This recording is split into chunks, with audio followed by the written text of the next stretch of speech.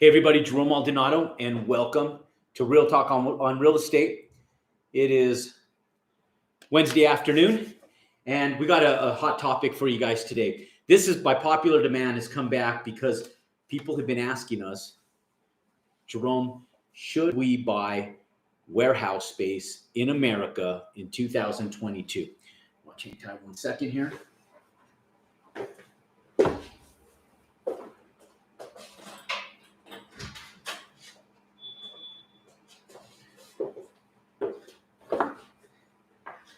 And so we're going to find out today, should you be buying warehouse space in America in 2022? We had a bad echo. I needed to get a little bit more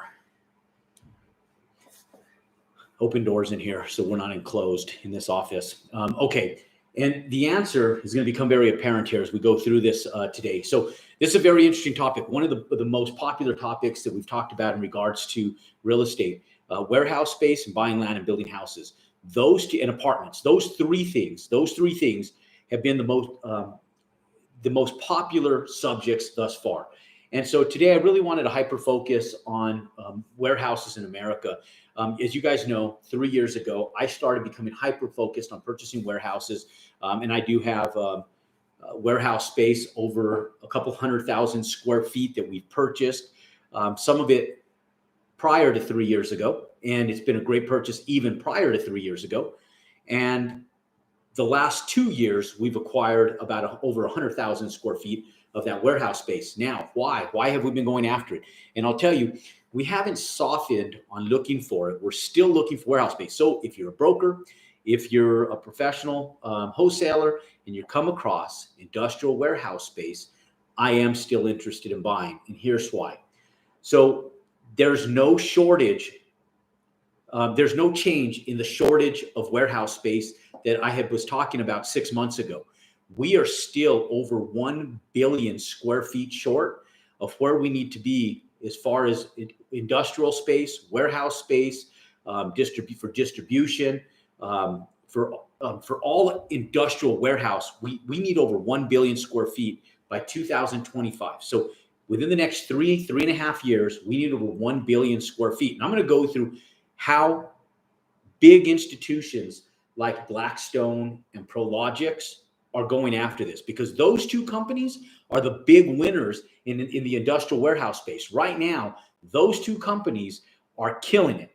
And so should you buy warehouse space in the United States right now? The answer is yes. And here's why. Now, warehouses are taking over the United States. Why are they taking over the United States? So people sit back and they are super hyper excited about apartments. And I like apartments too. But for the first time in history, a warehouse space has superseded the growth over apartments in 2021 and over office space. So for those of you guys who think that office has died, it hasn't. Office space is up nationally by over 10% nationwide. The lease prices for office has increased over 10% in 2021.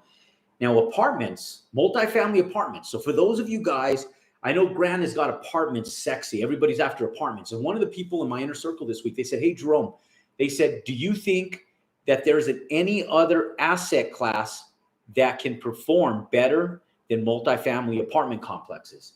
And so the answer to that is yes. Warehouse space is hyper performing in excess of warehouse space. And so right now, apartments have went up over 16% nationwide. So the apartment growth, the appreciation of apartments in 2021 is up by over 16%. So over 6% higher than office space increases. But the winner by far, ladies and gentlemen, is industrial warehouse space. The need for warehouse space has increased over 22.3% nationwide. And in the hottest markets, one of the hottest markets, over 30% increases. So what does that mean for you? For those of you guys who are investing, I'm going to explain to you guys how you can go out and take advantage of your own small little sector of the industrial warehouse space in comparison to what's needed in the masses nationwide. So why is warehouse space so desirable right now? Well, the ever-growing popularity of e-commerce, online shopping. As you guys know, one of my business partners is Lopez, Dr. Mehr. We actually own 2 warehouses together up on the East Coast. along with some land and some other stuff. And one of the big pushes has been to be able to supply the need for distribution. And that's the big thing. Distribution right now there's a halt nationwide at all the ports. And so everything is bottlenecked at all the big ports. So if you go down to Southern California right now and you look at the ports, there's furniture and there's stuff coming in from China, stuff's coming in from all over the world, sitting on boats and freight liners that cannot get off those boats because there's not enough warehouse space. So what's happening is that there's a bad supply chain right now. And so there's a vast need for products to be able to get shipped in. Because of COVID and the pandemic, things had stopped worldwide. So this isn't something that just happened overnight, right? So during the pandemic, a lot of countries shut down. The manufacturers, distribution, shipping. Now we're in a need for all of these products to be able to get shipped into the United States. Well, there's boats that are sitting out there and there's a lack of manpower and labor sitting at these ports and they can't get it off the boats. Now, when they do get it off the boats, the problem is that they don't know where to put it. And so the clogged up US ports are being pressed to go out and figure out where to do it. So logistic managers are scrambling for space to be able to put all of what's coming in on these boats someplace. And there's not enough warehouse space to be able to put this stuff. So you go out and you look at what's happening on the ocean and in all the ports, you see that everything is kind of bottlenecking there and they can't get it. I told this story the other day. I was down in Long Beach. I was actually up at Lake Arrowhead down in Southern California. Went up there to meet a buddy, hang out, and go take a look at some development that we were working on over in the desert. Now, you guys know I have a development going on over in the Desert Hot Springs area by Palm Springs. And when we came in and I was going over to LAX, we went out one night to be able to go pick up some groceries, go back up to the cabin and barbecue. And when we drove through Long Beach, I noticed that there was a bunch of boats sitting there waiting to be able to get emptied off and onto the port. And so we went over to a big venue that was happening that night. Later that night, 5-6 hours later, we came back. Nothing had changed. The boats are just sitting there. The next morning, we go back into Long Beach and the boats are still sitting there, exact same boats sitting in the exact same spot. Go back up to the cabin. We do some, we get out on the boats. We hang out for the day. Then a day or so later, I go back to the LAX to catch my plane. And lo and behold, the same boats are sitting at the port in Long Beach and haven't moved an inch. And you know what's crazy is I sit back and I go, geez, Louise, how in the world can this stuff sit there for so long? And they just don't have the ability to get these boats off unloaded, and they don't have any place to put it. So what's happening is they're sending it out like there's a national furniture shortage right now. And it's not that there's a lack of furniture, there's just a lack of the ability to get this off the boats and distribute it. So they're sending out, like, ultimately they would bring in the furniture through like Port Laredo down in South Texas, okay? But because there's not enough labor help in Port Laredo, what's happening is they're bringing it in on the West Coast in California. Then they get it off the boats. When they finally get it off the boats, they take that shipment and they're taking it from California, and then they're taking it over to Nevada. Then from Nevada, they're shipping it from Nevada over to Arizona. Then from Arizona, they're shipping it over to Texas, to San Antonio, to Austin. And what's happened is it's taking them 3-4 times as long to be able to get the products, where it could just come in from Port Laredo and just get distributed an hour and a half, 2 hours away right there in San Antonio. It's taking them days and weeks to be able to distribute this stuff.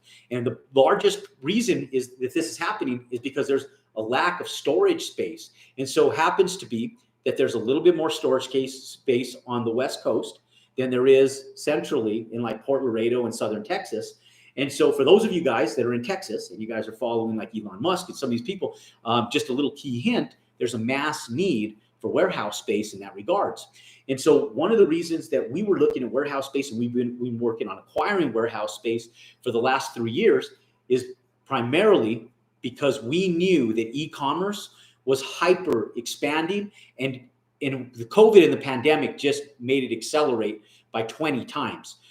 People were forced to stay at home, distribution and online shopping increased. And so now the need is just more accelerated than ever before. So look, if you're sitting back going, should I invest in industrial warehouse space? The answer is yes, you should. And I'm going to explain to you how, and I'm going to explain to you why. Now, there's companies that we've heard of, like Blackstone, right? They're one of the largest real estate REITs in the world. They have subsidiary companies that have different holdings of apartments, of warehouse, vacant land, commercial retail, warehouse, you name it.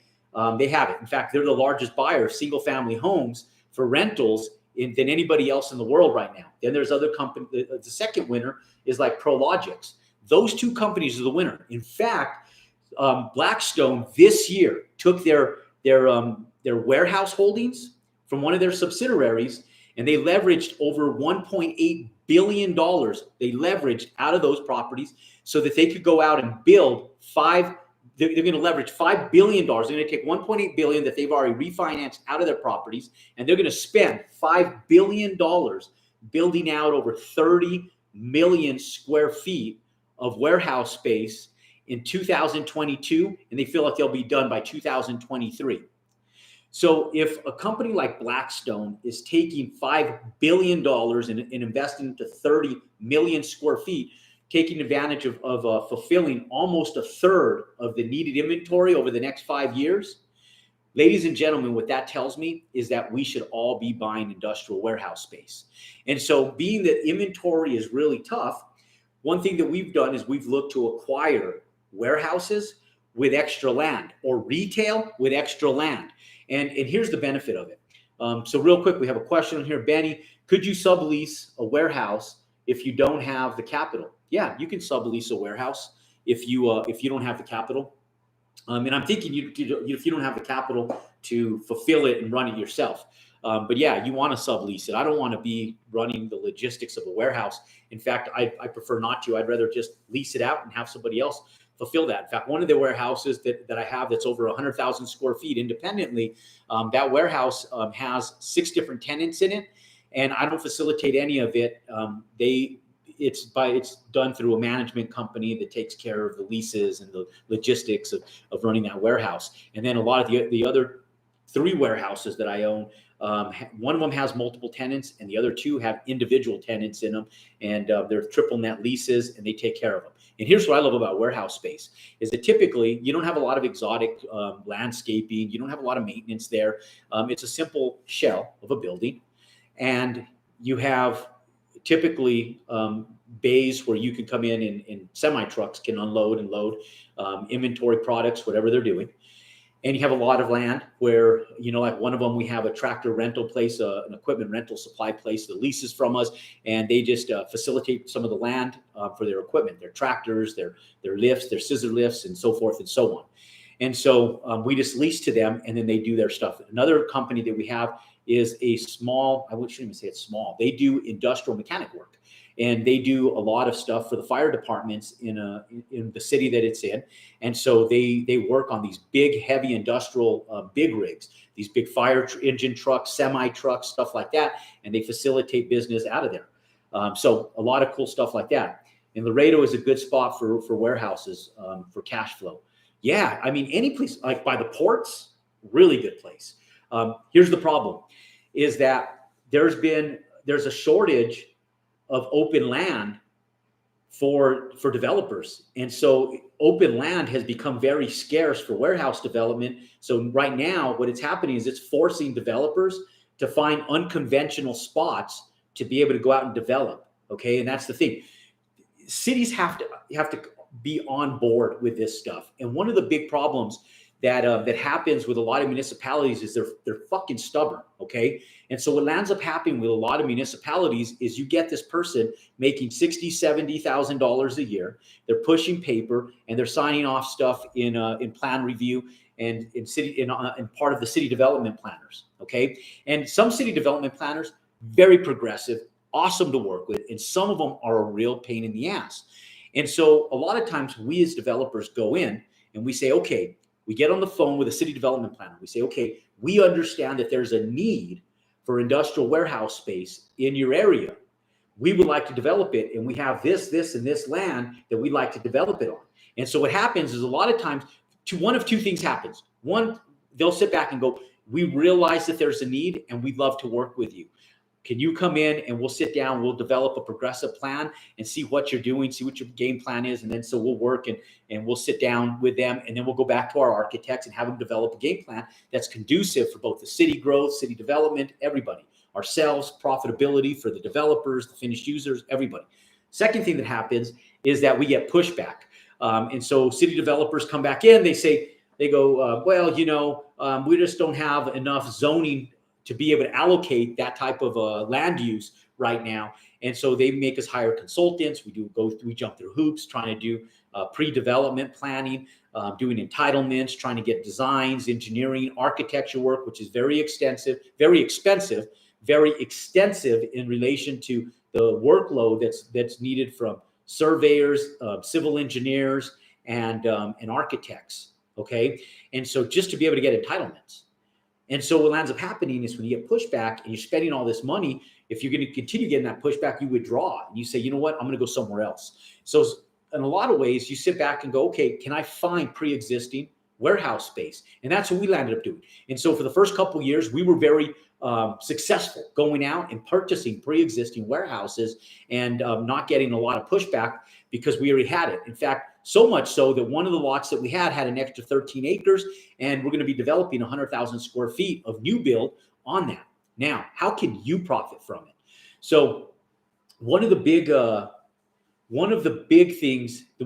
ways that you can profit from this is being the small guy, kind of pushing into a large sector. And this is where most people miss the boat. Okay. This is what I've always done in retail in early years, pre-2008, is I would go down to the city building and zoning department, and you can get online. And when you start seeing the city growth, like you start seeing a lot of new homes, you start seeing retail being developed, you start seeing roads getting extended, and you start seeing development in a specific sector of the city, that means that there's growth that's happening there, and the city is supporting that growth, and they're approving permits, and it's part of the progressive growth plan. So when I go in to any new city, I sit down with the city development planner and I tell them, can you guys share with me your progressive growth plan for this city? And this is nationwide. It doesn't matter what city you're in. You can be in Utah, you can be in New Mexico, you can be in California, you can be in New York, you can be in Kansas, you can be in Texas, you could be in Idaho, you could be in Florida, you could be in Mississippi, you could be in Tennessee. It doesn't matter. Anywhere across the United States, if you sit down with the city planners, they'll tell you what the city development plan is for that city and the growth that they're supporting. I'll give you an example. In 2009, I sat down with a city development planner in Phoenix, in Maricopa County. And when I went through there, I sat down and I wanted to see where the progressive push of development was at in the city pre-recession. Okay. And so things were growing out towards the west, over towards Avondale, Tolleson, and then going further towards the west. The problem with it growing to the west is that there was plenty of land down south, but the south end, there's a reservation. And so in order to get the development to go through that reservation, there's a lot of red tape, okay, when you're dealing with sovereign land. Well, there's what's called the light rail system. And they sat back and said, we finally got approval from the sovereign nation to be able to go in and put in a light rail system straight through the reservation. And since it's sovereign land, you got to get approval from the Native American community and what they're in their sovereign land to be able to put that light rail system through it. So once they got approval to be able to put that through there, guess where the development went? Instead of going west, their development went down south. And so we just followed that light rail system and we started buying stuff down south and a little bit towards the west back in 2010, 11, 12, which was our big push. And then we got a pushback. Developers got a pushback, and so did investors back in 2012, where Fannie Mae, Freddie Mac, they've started putting HUD requirements in and get a pushback on investors. And so we slowed down and halted development in that area, but the city continued to grow towards the south and still continues to grow to the west, and it's even growing up towards the north right now.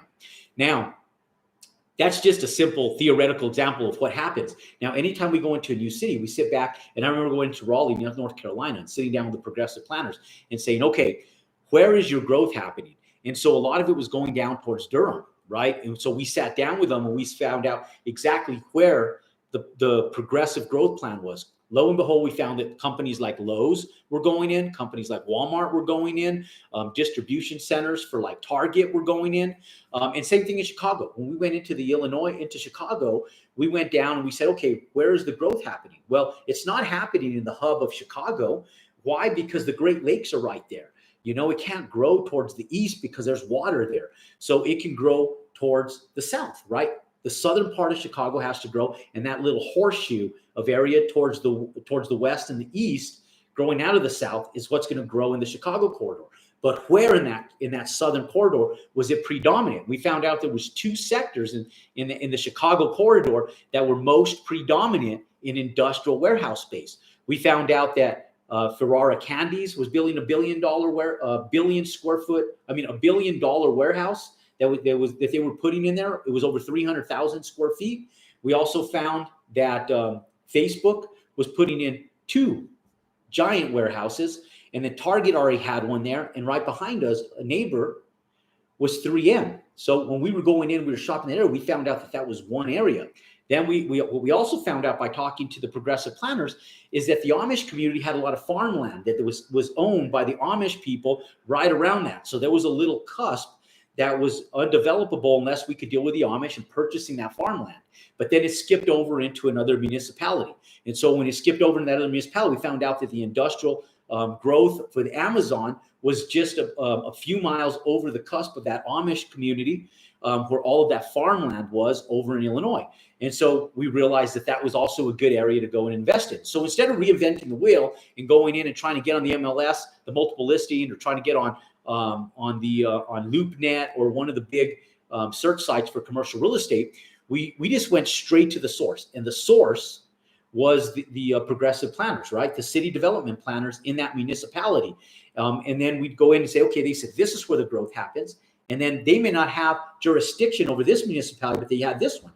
So then we go from here to this municipality. And over the course of like 2-3 meetings, 2-3 different municipalities, we're able to hone in on where the development is. Now, there's specific areas that we look, specific things that we look for when we're going in on industrial warehouse space. So pull out your pencils and write these down, okay? 1, we need easy access to interstates. One thing with industrial warehouse space is there's a need for vehicular access for vehicles over 5 tons. Semi-trucks are going to be in excess of 5 tons. And a lot of the roadways that are in residential neighborhoods really don't support that. And so zoning, state DOT, Department of Transportation, the state Department of Transportation, they regulate these roadways. So you need something that is semi-truck friendly, has easy access to the interstate for egress and for ingress and regress, so they can come in and they can come out. Okay, so for egress of traffic, we need to make sure that we have easy access to the interstate with these semi trucks. Why interstates? Because a semi truck driver doesn't want to drive 6 miles off the interstate to be able to get to some off-stated warehouse space to be able to load up. It takes too much time. So everything's about logistics. That's what's happening right now at the ports, right? Logistics are all fucked up. They're jacked right now. So they can't get the boats unloaded. There's not enough space to be able to take these crates off the boat and put them on semi trucks. And so things are all jacked up. And so they need a place to put this stuff. So what happens is logistically, you need to be in an area where you have access to to freeways and interstates real easily. So that you can go in and you can, in semi trucks, and come off the freeway, get loaded or unloaded, and then back on the interstate and back on the highway so that they can get back to their next shipment address. And so that's another thing that we look for. Okay. Now, third thing that we look for is we look for open land and zoning. Zoning is a big thing. So there's a lot of agricultural land out there, right? Agricultural land being mostly farmland.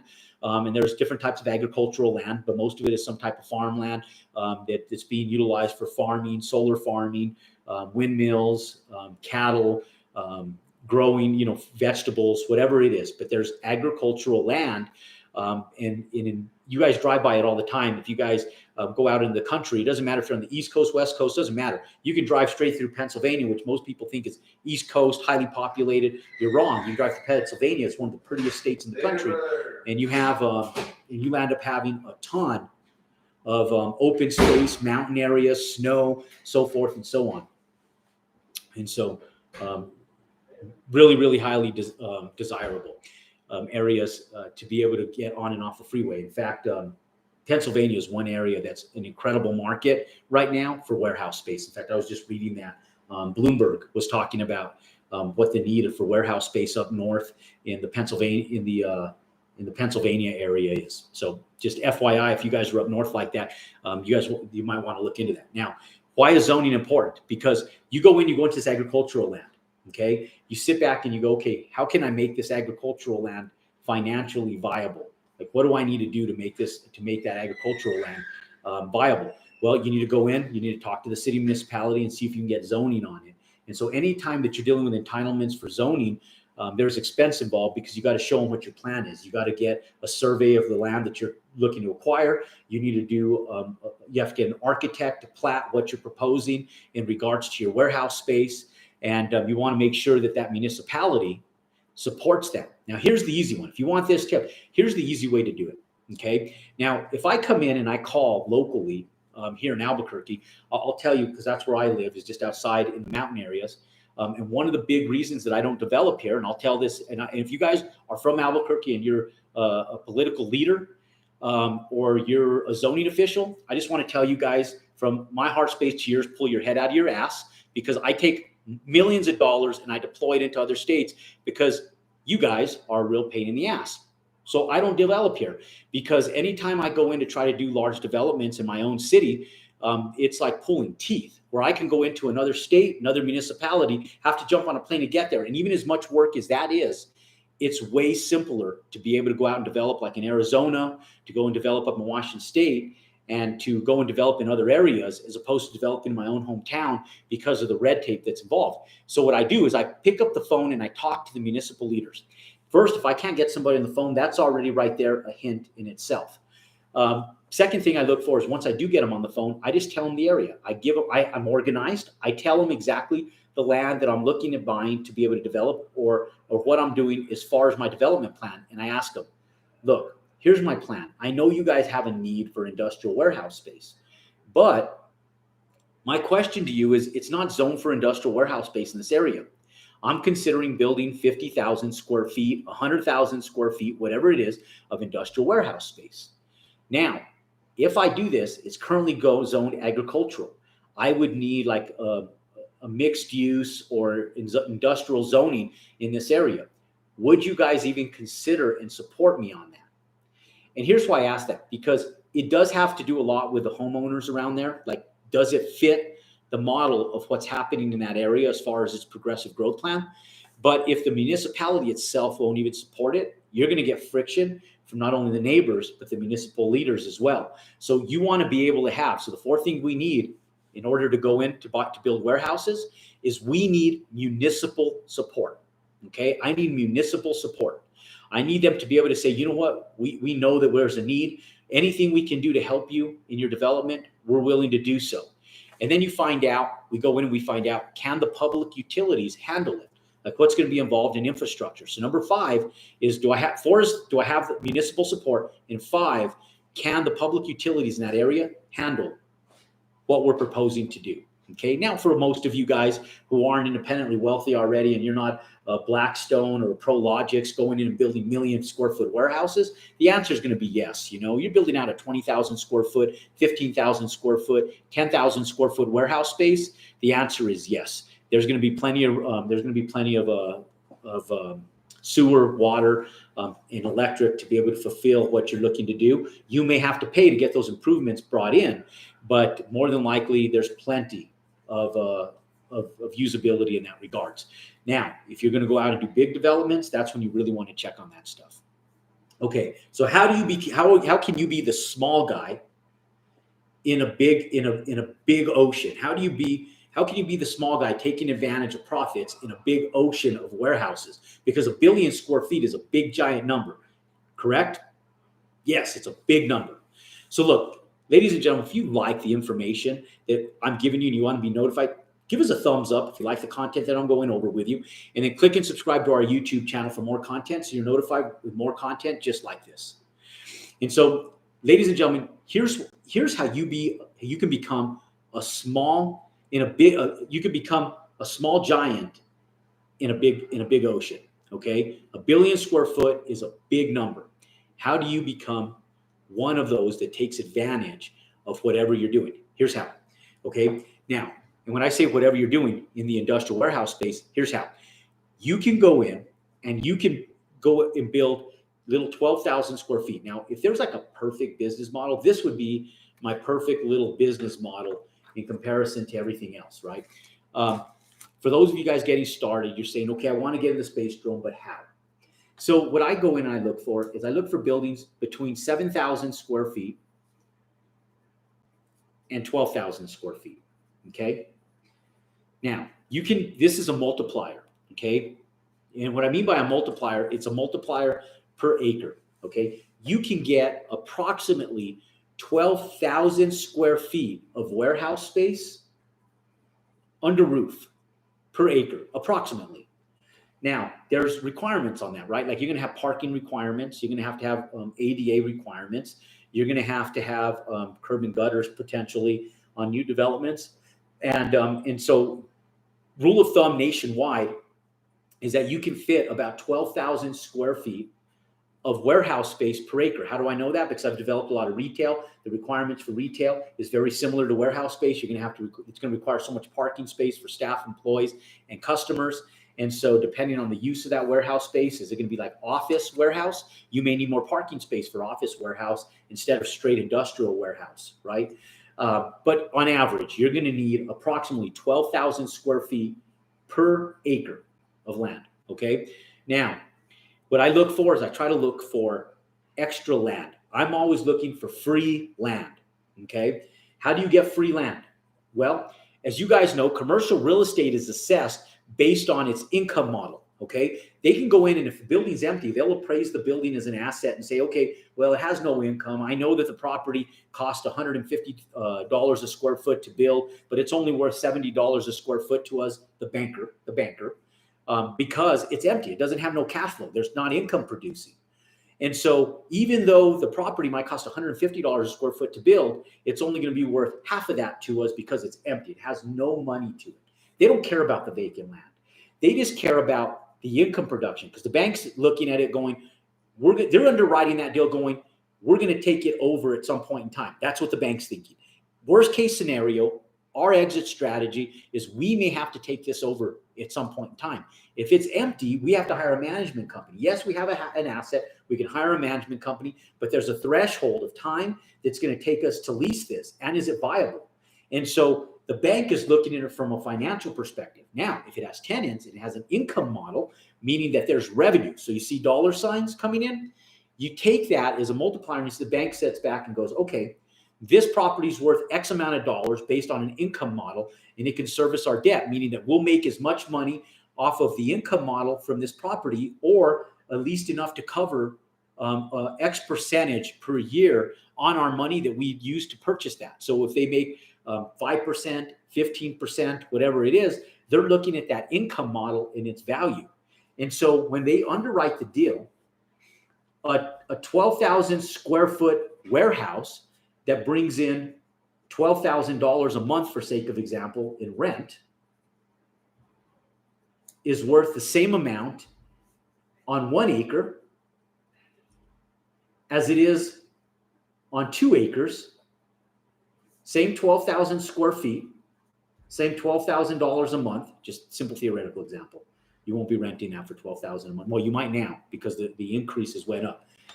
So you'll have $12,000 a month in income, and the exact same 12,000 square foot building on 1 acre appraises for the exact same amount as the 12,000 square foot building on 2 acres. Here's the difference between the two.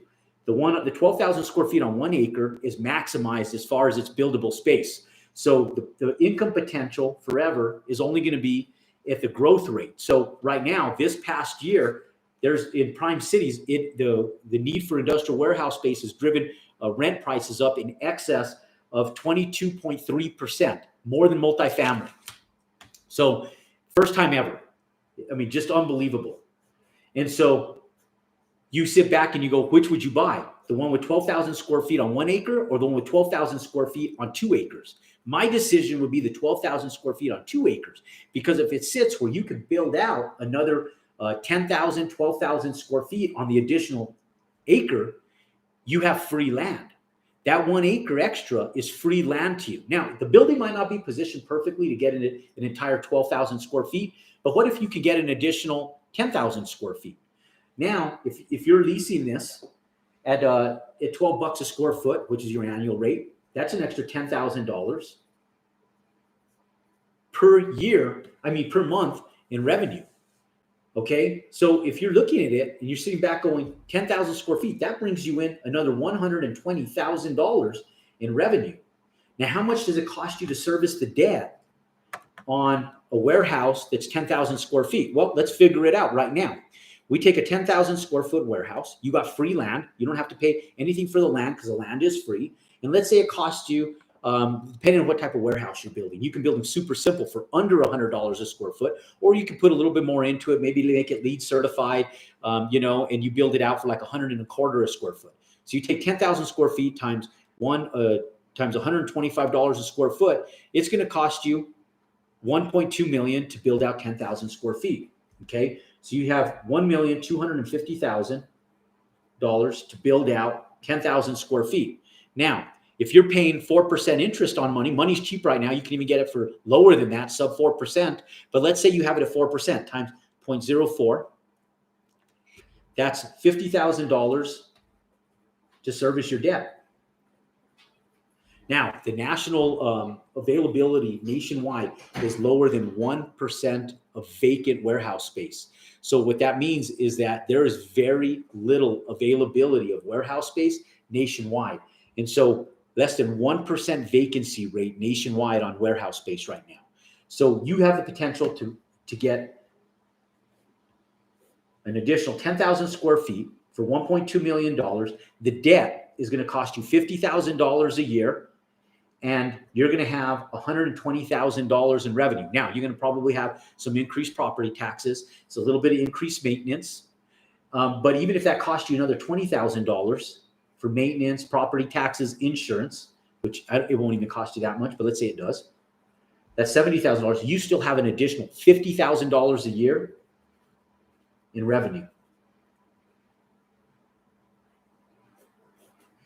Okay, so you just increased your revenue by $50,000 for the rest of your life. Okay, and then as rents increase, that goes up as well.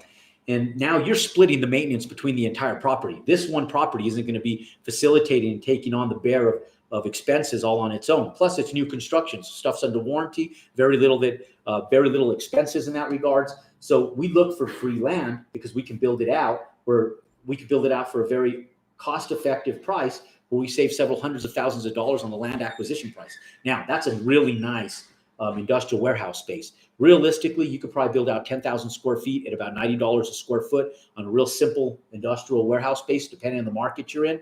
So if you take 10,000, that's $900,000 that you're paying to be able to build that out. So anywhere between $900,000 and $1.2 million or $1.3 million is what it's going to cost you to build it. 4% APR, $50,000 a month. Ladies and gentlemen, that's how you increase your bottom line, and now you have an asset. So not only are you making $50,000 a year, but now you have an asset. And now you just increased the overall valuation of your property by someplace in the neighborhood of $2 million by having that asset built on there. Okay, it cost you 1.25, but you have an appreciated value of over $750,000, if not more than that, by the time it's all said and done. I would say it's probably more than that, but I always talk conservatively because everything I do it conservatively because I want to exercise it on worst case scenario. Okay, that's why I like the extra land, the free land. Free land, ladies and gentlemen. Put that in the chat. Free land. Free land is gold. Okay, now the way you get free land is you buy a pre-existing structure. Now, let's say you have a little office building and you can go into a municipality. Just for sake of example, you go into a municipality, the municipality sits back and says, look, this is retail. You say, great, I got a whole shit ton of parking space in the back. I want to build a warehouse in the back. I'm going to keep the retail up front. There's a need for small retail, ladies and gentlemen. There is a need for retail. for small retail, for Subway stores, for little restaurants, for little entertainment spots, for nail salons, beauty salons. There's a need for that stuff nationwide. And so I'll tell you, I still own 11 buildings here locally and two retail and one office building in Phoenix. So we still have 14 buildings that we own that are retail and office that we keep and retain. And they're small buildings that are under 20,000 square feet, but they've cash flowed for us for years and years and years. Now you take that, and if it has free land, parking lot space that's in excess for retail, they needed a lot of parking lot space. You don't need as much parking lot space for warehouse space. So you can go in, develop and build out warehouse space, and lo and behold, you have free land and you have cash flow from the small retail up front. Put a new front facade on the building, release the retail out with a new facade, clean out the shell, and just make it super, super stupid simple and clean inside. And I promise you'll lease it because everything else is garbage around you, and just put a facade on the front of it. And then you go in and you build out industrial warehouse in the back, and you got free land and you can develop it out. But ladies and gentlemen, that is the magnitude of industrial warehouse space in today's day and age. Now, let's see, there's a few questions here. St. Louis, same thing, John. St. Louis is a great market. Missouri's good. Go after it. Southern Illinois has a lot of open land. Yeah, Southern Illinois has a ton of open land. You get just outside of DeKalb and all those areas, there's a ton of vacant land up there. Benny, how do you get the money to build new warehouses? Same place you do to build apartment buildings. Banks are favoring it right now. Institutional money is very favorable. Institutions love it. Where do you think BlackRock's getting from? Institutional money. Hard money lenders, they love it. You can pre-lease warehouse before even build it. You go in, you put into a super simple conceptual drawing. We used to post our retail buildings with stakes with a nice three-dimensional colored sign on the front of our lots, and we'd start pre-leasing. Then we put it up on the multiple listing. We put it up on all of the big commercial sites like CoStar and LoopNet and those places, and we start getting traction. Then we reach out to all the commercial industrial brokers and make phone calls to the local commercial brokers with Marcus and Millchap, CBRE, everybody, Cushman and Wakefield. We reach out to all of them, and we tell them, hey, we're building this building. Want to give you a heads up. Here's our flyer. We send it to them in an email, send it to them in a fax. And we keep them updated on the progress. Send them photos of it. Say, hey, if you got anybody that needs 10,000 square feet, 15,000 square feet, 20,000 square feet, 5,000 square feet, we have the space for them. We're pre-leasing. And we send them information on that stuff. And then you go into the institution once you're 70% leased, and you get a bank loan. And you say, here's my leases, here's my signs, here's my deposits for my tenants. Most of them at that point in time probably be national tenants. You may have a few local tenants. And you go in with 70% of it pre-leased, and you just drop that sucker on a bank's desk, and you're going to get money. You drop that on any wise investor's desk, hard money lenders, they're going to give you money. Okay, you take deposits, you have rent checks, you have deposits and leases on it, you'll get money. Now, if you don't have leases on it, you get hard money lenders. Now, I always pre-test the market. I don't like going in with uncertainties. I like to utilize the professionals that are within arm's length in my community. So the commercial brokers is where you get that information. Ladies and gentlemen, it's Wednesday. This is real talk on real estate. This isn't fake talk on real estate. This is the real shit happening all over the country. And ladies and gentlemen, yes, the answer to today's real talk on real estate is yes, you definitely need to be investing in industrial warehouse space. Put some in your portfolio. Even if it's a small amount, get you some. Get you some of that warehouse space, put it in your portfolio. Ladies and gentlemen, thanks for joining us on Wednesday's Real Talk on Real Estate. You guys go out, make it a great day, and continue compounding your success. And we'll see you guys next Wednesday.